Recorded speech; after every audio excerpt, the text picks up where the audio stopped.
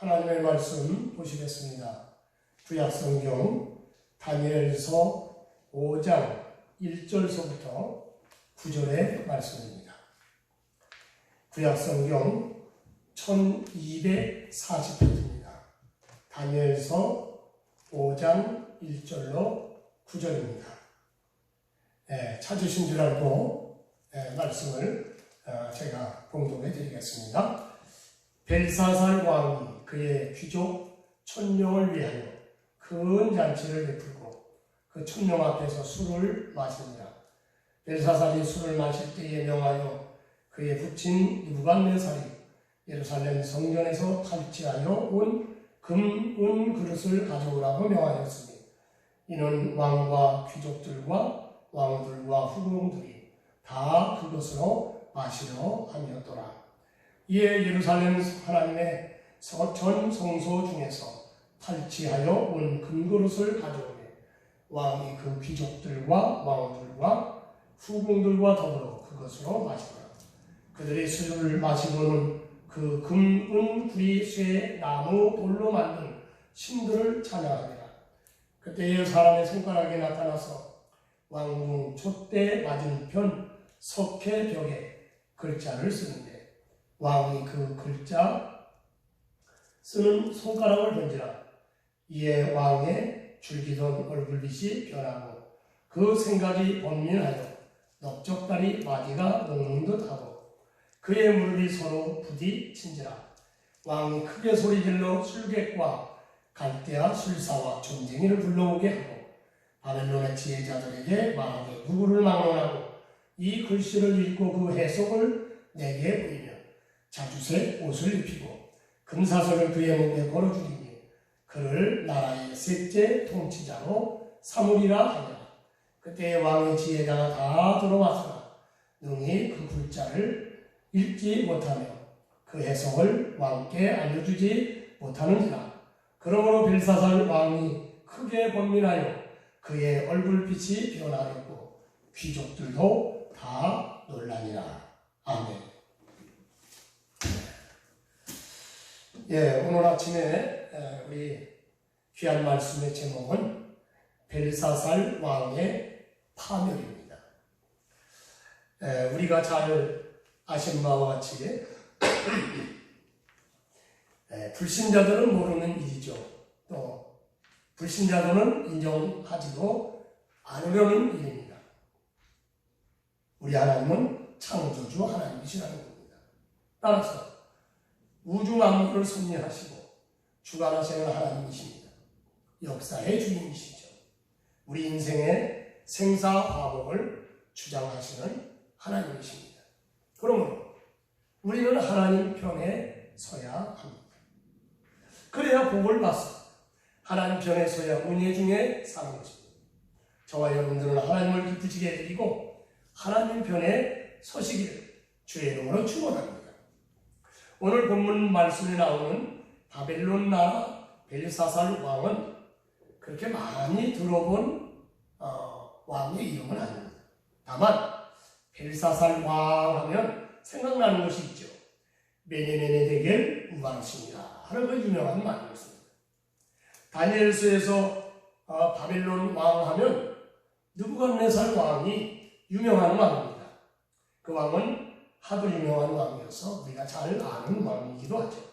그러나 상대적으로 벨사살 왕은 잘 모르는 왕입니다.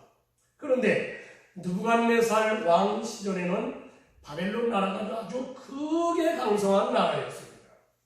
그러나 벨사살 왕 때에는 벨사살 왕이 죽음을 당하고 바벨론 나라가 멸망을 당하고 만 겁니다. 느부갓네살은 강성하여 세계적인 왕이 되었지만 벨사살 왕은 불행히도 파멸을 당하는 왕이 되었습니다. 그 이유를 오늘 본문 말씀에서 이야기해 주고 있습니다. 오늘 본문 1절 말씀을 보면 벨사살 왕이 그의 귀족 1000명을 위하여 큰 잔치를 베풀고 그 1000명 앞에서 술을 마시니라 라고 했습니다. 오늘 말씀은 제가 한 15분 정도 하려고 합니다. 그래서 말씀 배경 설명도 아주 간단하지만 설명을 드리려고 합니다. 벨사살 왕은 왕과 제국의 권위를 나타내려고 큰 잔치를 베풀었다는 겁니다. 그런데 이 잔치가 끝난 후에 그날 밤 벨사살 왕은 죽임을 당하고 나라가 멸망하였다는 사실입니다. 그런데 당시 국제 정세는 메대와 바사, 그러니까 페르시아 연합군이 바벨론을 여러모로 침공하려고 호시탐탐 노리고 있을 때였습니다. 이런 사실을 벨사살 왕은 모르지는 않았을 겁니다. 그런데도 이렇게 느긋하게 1,000명의 귀인들과 잔치를 벌입니다. 그래서 당시 바벨론 왕궁은 실로 난공불락의 튼튼한 철옹성이었습니다. 성벽이 이중으로 만들어진 성으로서요, 당시 무기와 군사력으로는 점령할 수 없는 도성이라고 합니다. 그러므로 벨사살 왕은 메대와 바사 연합군이 쳐들어온다 하더라도 절대로 바벨론 도성을 점령할 수 없다는 자신감 속에 귀족들과 잔치를 하면서 왕과 제국의 권위를 나타내려고 한 겁니다. 그리고 2절 상반절 말씀을 보면 벨사살이 술을 마실 때에 명하여 그에 붙인 느부갓네살이 예루살렘 성전에서 탈취하여 온 금은 그릇을 가져라라고 했습니다. 여기서 보면 벨사살 왕은 술을 마실 때에 오만한 명령을 내립니다. 여기 술을 마실 때라고 말씀을 했죠. 그런데 앞에 1절에 이미 술을 마셨다라고 하는 말씀을 미루어 보면 벨사살 왕은 이미 술이 만취되어 있었다는 겁니다. 이렇게 만취된 상태에서, 그러니까 이렇게 만취되어 이성을 상실한 상태에서 벨사살 왕은 오만한 마음에 어리석은 명령을 내리는 겁니다.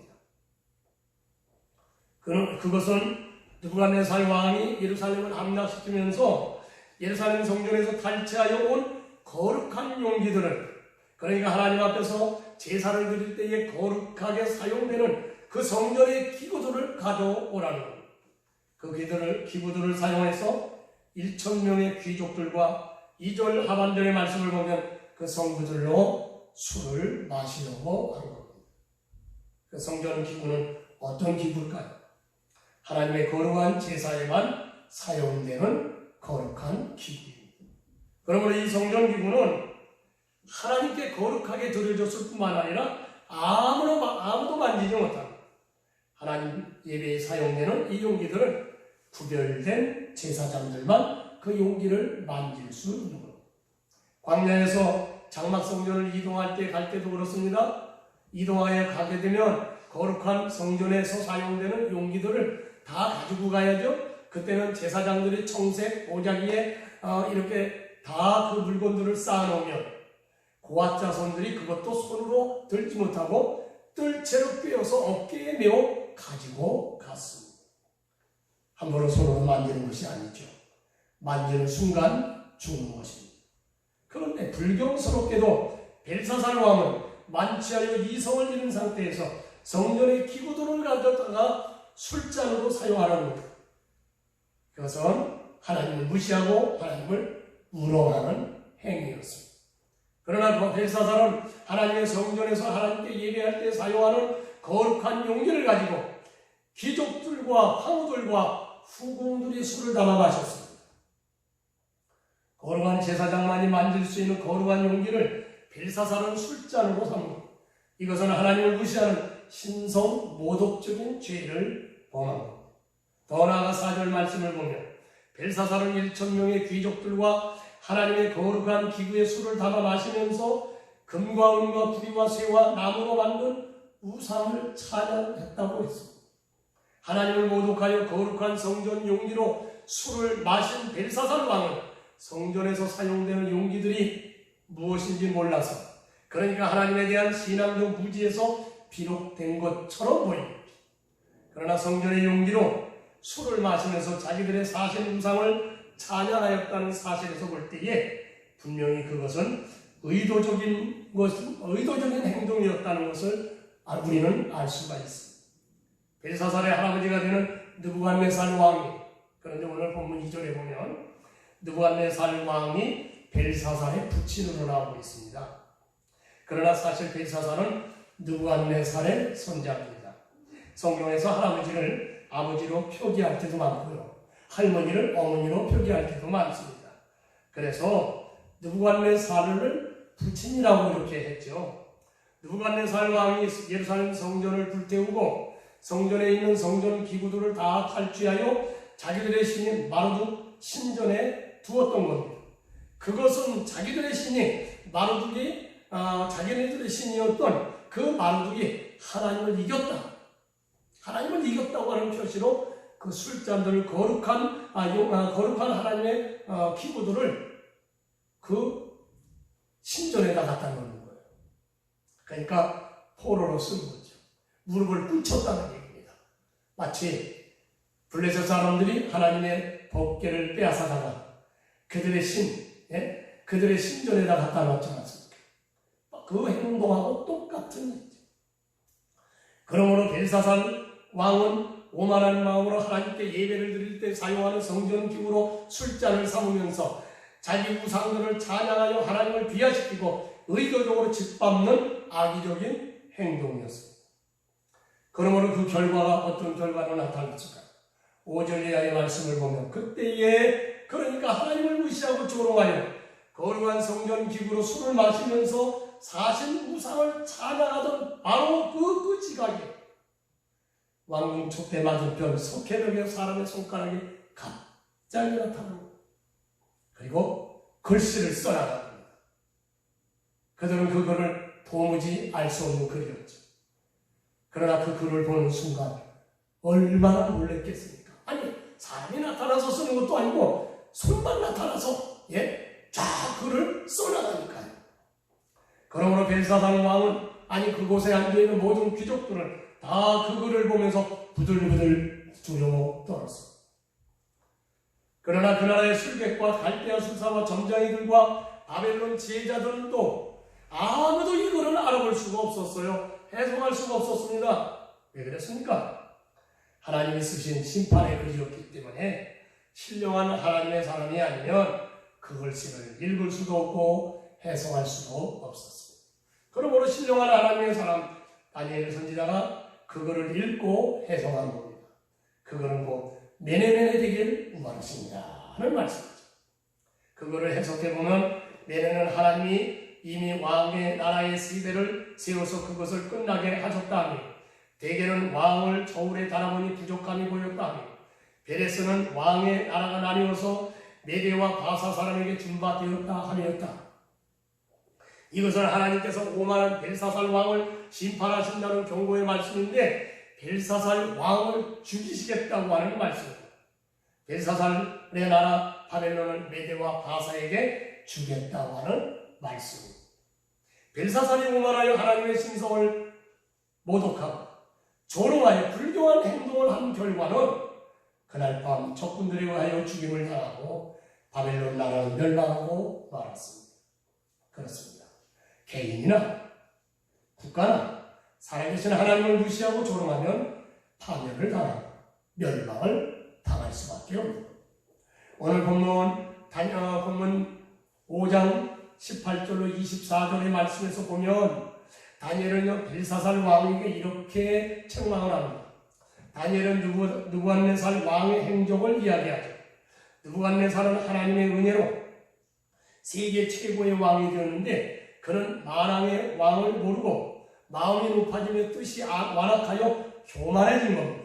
그러므로 하나님께서 그를 치셨죠. 그래서 그는 7년간이나 짐승처럼 살았습니다. 그러다 정신이 돌아와 만물의 주인이시오 만왕의 왕이신 하나님을 깨닫고 하나님을 찬양했죠. 이런 느부갓네살의 역사를 벨사살은 잘 알았을 것이라는 겁니다. 간접적이지만 하나님이 누구신가 그것을 알았을 것이라는 거예요. 그러나 벨사살 왕은 교만했습니다. 오만하여 하나님을 짓밟아 버립니다. 그러므로 심판을 받은 겁니다. 오늘도 하나님을 모르고 교만하여 하나님을 무시하고 짓밟는 행동을 하면 파멸을 당할 수밖에 없는 것입니다. 요즘 우리나라에서 수도권의 코로나19가 창궐해지니까 정부는 그것을 막으려고 최선을 다하죠. 공간 안에서 50명 미만으로 모이고 밖으로는 100명 이하로 모이도록 조치를 했어요. 그러면서 교회만 꼭 집어 비대면으로 예배를 드리라라고 했어. 그러니까 50명 미만으로 모여 예배하면 되는데, 그러니까 작은 교회들은 모여서 예배할 수 있는 건데 교회는 안 된다는 거예요. 다른 종교 천주교나 절가는 해당이 안 돼요. 교회만 해당되는 겁니다. 무슨 이유로 그러는지, 물론 코로나19가 창궐하니까 그런다는 것은 우리가 이해합니다.